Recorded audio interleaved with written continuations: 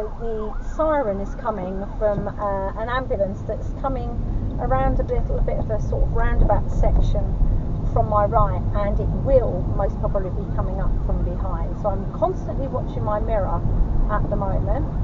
I'm going to slow down and let these vehicles get back in.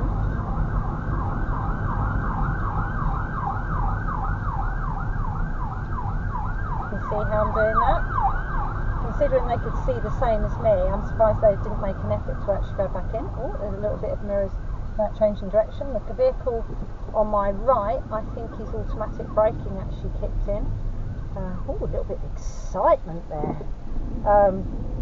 Yeah, so basically I was hanging back to let the people come back in. I was watching it. I opened my window as soon as I heard the siren.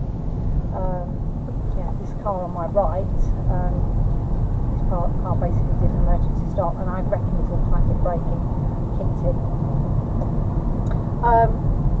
Yeah, so you're mainly watching your mirrors and you're planning what you need to do, and the white van and the car that was in front was in the right hand lane.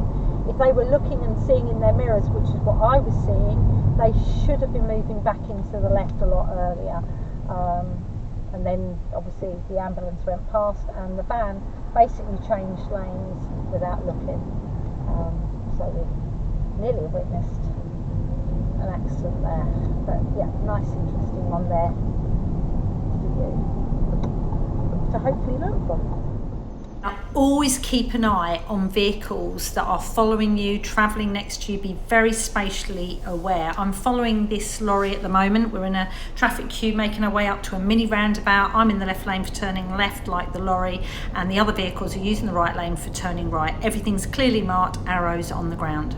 Cut the clip now to see what was happening behind. Can you see the blue vehicle behind has come out of an entrance onto the roundabout, is following me in the left hand lane, and then he puts his indicator on and moves to the right hand lane. So that means he wants to turn right. I'm still following the lorry, making my way up towards the roundabout. So let's bring back in front so you can see I'm following the lorry. The lorry has to move out wide because he's large. When I turn left here, I need to take up the right hand lane to go ahead because that's my lane needed. And then look what the vehicle behind does.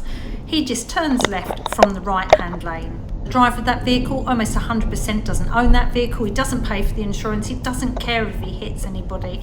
But somebody moving to the right could be crushed by that vehicle. So always keep an eye for idiots like this that choose any lane that they like to get through the roundabout, whether it's correct or not. Always check for jumpers at traffic lights. Look at these two idiots coming the opposite way that go straight through the red light with cars coming the other way. How on earth do they expect to stay alive? One of them was on the path, so technically he's not jumping the lights, but the other one was on the road. He should be stopping. He's in the highway code. He should be obeying the rules. Imagine the parent on Christmas Day getting a knock, or the husband, the wife, or your husband was killed on his bike because he was acting like an idiot. What's the matter with people? And as if jumping the lights isn't bad enough, doing it with no lights on, like these two plonkers. Goodness me, I'm just going to have to stop ranting. So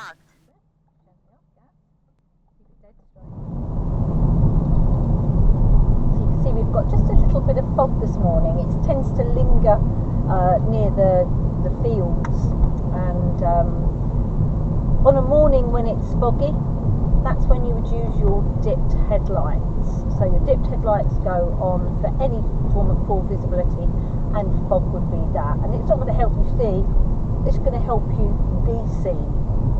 But if when you're looking up ahead you can't see any further than 100, think about what that sprint looked like at school from the start line to the finish if you're not that great at working out distances. If the visibility goes to below that, then you're able to put on your rear fog lights.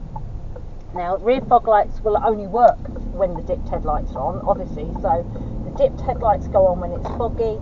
The rear fog lights go on when the visibility reduces to less than 100 metres. So it might be, I don't know, maybe you've been in an area where there's a lot of fields, so then all of a sudden it gets really foggy, and then you come out of that area and your visibility improves. It's still foggy, but it improves. So if it improves so that you can see further than 100 metres, turn off your rear fog lights. So your dipped headlights stay on, but you turn off your rear fog lights. That's just in case you were confused with regards to when to use those rear fog lights. And that's one of the questions that you could be asked on the driving test at the beginning. Always look out for walkers on the road that decide to walk on the road in the way of your car rather than waiting. So first off, have a little look at the positioning here for where I go to turn right. Can you see where there's also a little section for the oncoming cars to make their right turn? See where the yellow box junction is just on one side of the road, and this is a very busy road, so the last thing they want is the oncoming cars stopping on it and stopping traffic like myself being able to take the right hand turn. Always check your main mirror before a bend. If you ever look around the corner, we never know what's round there. There could be somebody walking. In this particular place, there's a sticking out branch which could damage our car. A little bit of gas. Okay, so watch the lorry on the left. He's edging forward. The car's letting him out, look. So lightly brake, lightly brake. That's it, good. Touch down, that's it, good. Video is locked. Just roll forward a little bit. Just let it roll. No clutch. Just let the car roll. The clutch should be down. That's it. Good. It's a brilliant one to use for that one. That's it. 3 mirrors and then gently carry on. That's it. Lovely. And then we'll build it up a little bit. So yellow box junctions are used in lots of different places. On the left here we've got a fire station, and have a look how long the yellow box is up on this section. The last thing they'd want is for this to be blocked and the fire brigade not being able to get out. So on this one, have a look at where you've got the hatch markings in the centre. Can you see where there's a tiny little space? It's not wide enough for a car, but it's enough for me to move over a little bit to keep the traffic flowing on the left like the red car did there. And look at this road. We've got lots of parked cars on the left, not the widest piece of road. You can see up ahead there's a parked car on the right. And can you see the cyclist? Now the cyclist has actually got a young child on a bike in front. But you can see where you've got to choose very carefully where you overtake.